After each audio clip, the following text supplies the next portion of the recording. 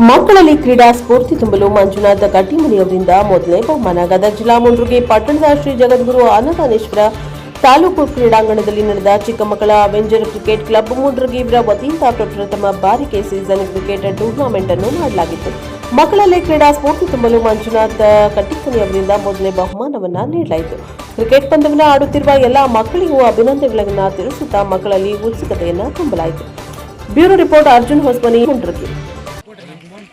ಎಲ್ಲ ಮಕ್ಕಳಿಗೆ ಧನ್ಯವಾದ ತಿಳಿಸುತ್ತಾ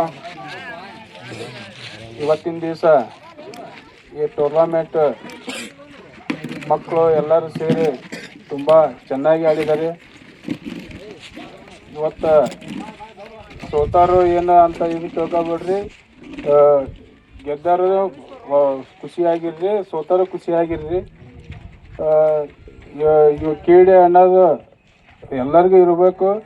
ಅದೇ ಥರ ಶಿಕ್ಷಣನೂ